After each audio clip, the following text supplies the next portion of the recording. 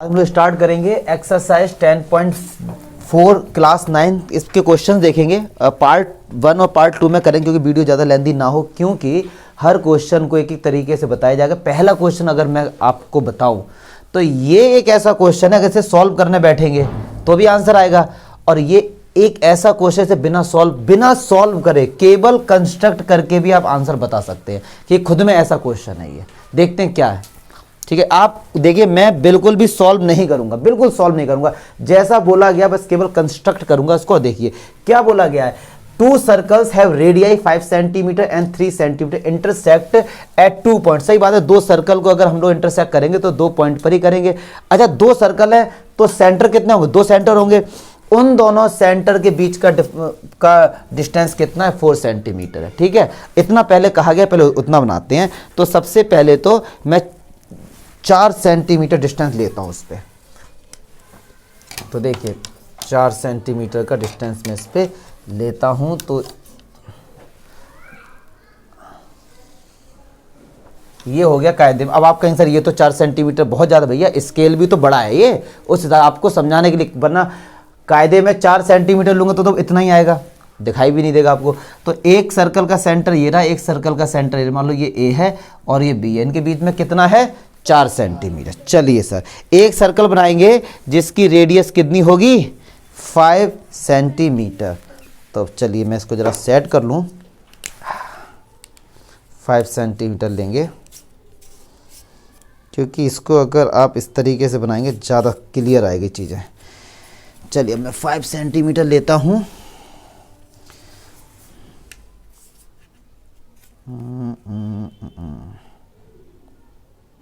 ठीक है, अब देखिए ये तो 4 सेंटीमीटर है और अगला जो सर्कल हम बना रहे हैं 5 सेंटीमीटर का, तो पक्की बात है ये लाइन उसके अंदर ही तो आएगी।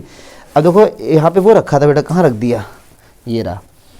क्योंकि अगर मैं इस पे ये सेंटर लेके बनाऊंगा तो हल्का सा स्लिप हो जाता, तो मैं जुगाड़बाजी के लिए इसको पहले से यहाँ पे रखते, स्लिप नहीं होगा इससे। देखो ये कोशिश कर रहा हूँ, ठीक है।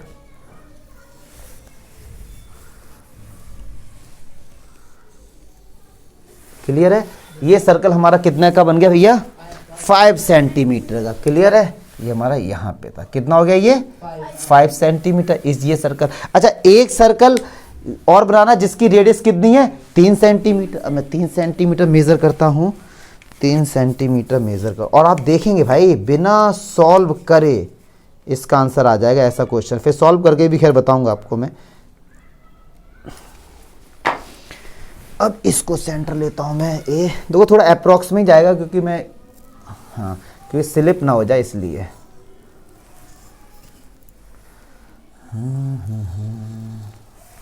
क्लियर है? एक भाई हमने ये बना दिया 3 सेंटीमीटर। क्या कोई डाउट हुआ? पक्की बात है ना? ये 3 सेंटीमीटर। अब कह रहे हैं एक कॉमन कॉर्ड, एक ऐसी कॉर्ड है जो दोनों में होगी। सही, देखो इस सर्कल ने इस सर्कल दोनों को इस जगह कट किया।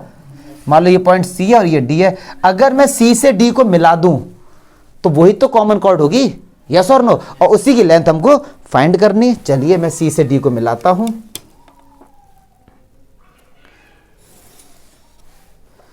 देखिए अब सुनो, मैंने सी से डी को मिला दिया। मुझे कायदे में क्वेश्चन में इसी की लेंथ मुझको फाइंड करनी है, यस और नो? तो जब मैंने इसको मिलाया तो आपसे अगर मैं पूछूं BC, ये B है और ये C है, जो BC है क्या वो इस वाले सर्कल की रेडियस नहीं है? जो ये BC है क्या इस वाले सर्कल की रेडियस नहीं है? तो ये कितनी होगी? 3 सेंटीमीटर। और ये BD भी तो इस वाले सर्कल की रेडियस है, ये कितनी होगी? तो क्या CD 6 सेंटीमीटर नहीं हो गई? और यही आंसर है, चेक कर लो पीछे, यही आंसर है, आप चेक कर सकते हैं। हम लोगों ने एक शब्द नहीं लिखा और इसका आंसर आ गया। कायदे में ये इसका जेन्युइन डायग्राम है। अदरवाइज आप कहीं पर भी किसी यूट्यूब पर किसी भी वेबसाइट पे इसका सॉल्यूशन देखेंगे तो वो इस तरीके से कर रहे होंगे, मैं भी बताऊंगा इस तरीके से उन्होंने किया होगा। बट जेन्युइन अगर डायग्राम बनाएंगे तो there is no need to write a single word. Without writing a single word you can find the length of the common chord, yes और नो? आई बात समझ? क्यों? अगर आप डायग्राम बनाएंगे तो जो कॉमन कॉर्ड होगी वो इसके सेंटर से ही होती हुई जाएगी, तो ये इसके लिए डायमीटर हो गया। इस वाले सर्कल का ये डायामीटर हो गया ना, और रेडियस 3 है, तो ये 6 नहीं हो गया? यस और नो? तो इसका आंसर 6 ही आ रहा बिना डायग्राम बनाए। अब दिमाग में क्वेश्चन आता है कि सर क्या हम स्कूल में ऐसे करके आ सकते हैं? बट एक जेन्युइन टीचर होगा तो भाई वो मार्क्स देगा।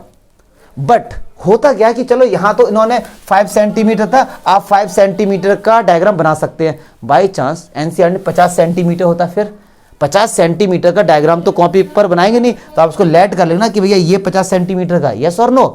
कभी बुक में क्वेश्चन होता है कि भैया एक रेक्टेंगल 15 मीटर का है, तो 15 मीटर तो बहुत ज्यादा हो जाता है, तो हम लोग लेट कर लेते हैं ना कि ये डिस्टेंस कितना है? 15। यस और नो? क्लियर है? तो अब इस तरीके से बताऊंगा, ये चक्कर समझ आया? ये क्वेश्चन अपने आप में इतना यूनिक है कि बिना सॉल्व करे भी हम इसका आंसर बता सकते थे। यस और नो? अब कहेंगे कि एग्जाम में कैसे करके आते, ठीक है, उस तरीके से। चलिए अब इसका जेन्युइन डायग्राम मतलब हमने बनाया था, अब नॉर्मल कैसे करेंगे। मैंने ले लिया भैया ये एक 5 सेंटीमीटर का है, ठीक है जी, और 5 सेंटीमीटर, और ये मैंने कहा भैया ये एक 3 सेंटीमीटर का। इसका ये सेंटर है, इसका ये सेंटर है, और इसकी ये लेंथ कितनी है? 4 सेंटीमीटर। पक्की बात है? तो ये कॉमन कॉर्ड हो गई ये वाली, मुझे इसी की तो लेंथ फाइंड करनी है। और अगर याद आ रहा हो आपको क्या कि सेम ऐसा ही क्वेश्चन हमने 10.3 का थर्ड क्वेश्चन ऐसे ही किया था, अगर याद आ रहा हो, अदरवाइज एनसीईआरटी बुक देख लेंगे। तो सुनो जरा क्या है, ये हमारे पास 5 सेंटीमीटर होगा क्योंकि ये तो रेडियस हो गई इस वाले सर्कल की, और ये हमारा भैया 3 सेंटीमीटर हो गया। आई बात समझ में? तो 10.3 में हमने क्या सॉल्व किया था कि अगर ऐसे में हम सेंटर को ज्वाइन करते हैं तो वो कॉमन कॉर्ड को 2 इक्वल पार्ट में और 90 डिग्री का एंगल बना के कट करता है। पढ़ा है हमने? तो अब उस चीज को दिखाएंगे नहीं, हम लिखेंगे बाय द थ्योरम डायरेक्ट, ठीक है। तो हम यहाँ पे लिखेंगे आंसर में क्या लिखेंगे कि भैया हमारे पास गिवन क्या है, तो आप गिवन लिखेंगे, इसका ही नाम देते हैं ए बी सी, इसको नाम मान लो एम दे देते हैं।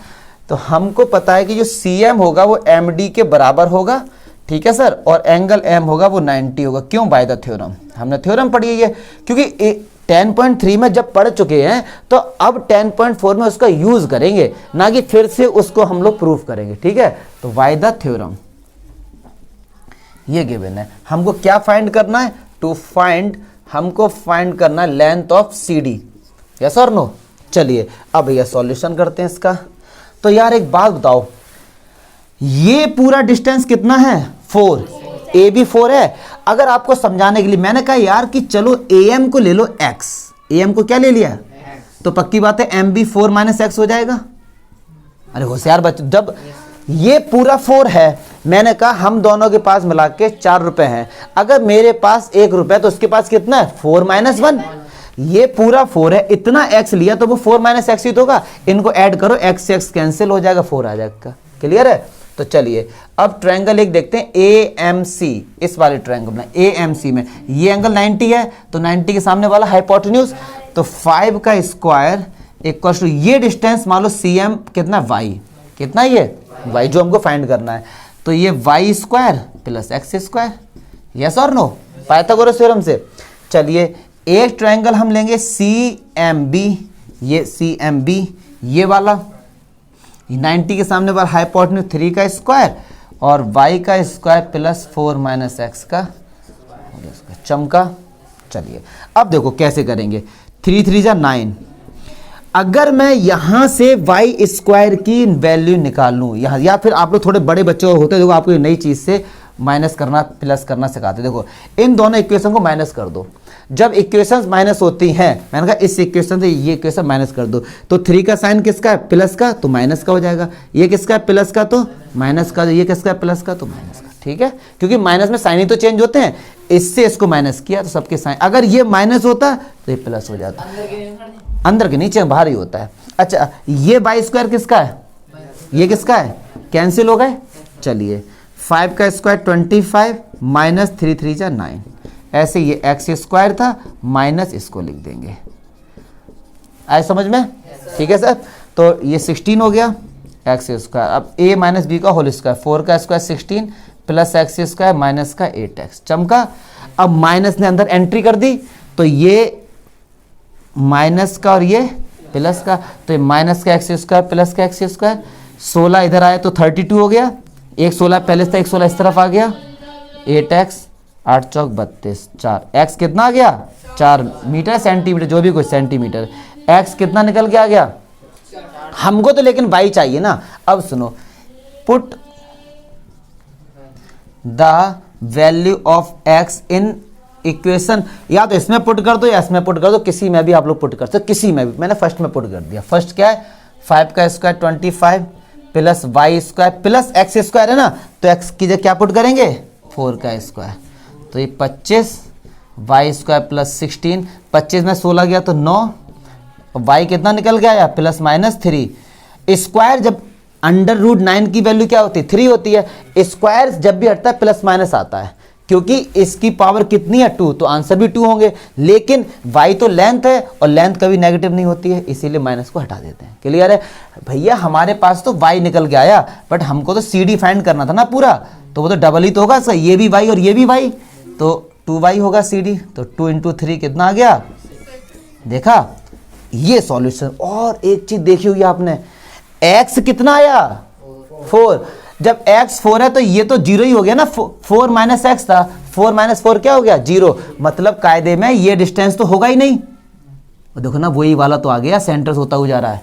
क्लियर है ना, तो इसीलिए ये दिखाना पड़ता, जबकि 4 माइनस एक्स और x कितना है 4, तो ये पोर्शन तो 0 हो गया। 0 को तो आप कैसे भी बना ही नहीं सकते। मैंने आपसे कहा 0 सेंटीमीटर की लाइन खींचो, क्या होगा मेरे भाई, कुछ नहीं होगा ना वो, तो कायदे में ये 0, इसीलिए समझाने के लिए तो ऐसे करते हैं, अदरवाइज जेन्युइन डायग्राम बहुत है इसका। आंसर देखो दोनों से एक ही आएगा, क्योंकि क्वेश्चन एक है तो आंसर एक ही आएगा। चमका कहीं पे डाउट हो रहा है, ये 0 है, बस 0 को दिखाना। अब स्टार्टिंग में हमने जब जेन्युइन डायग्राम बनाया था तो उससे तो बिना सॉल्व कर ही पता लग गया था, बट ये सॉल्व करके आया। ठीक है, लिख लो इसको।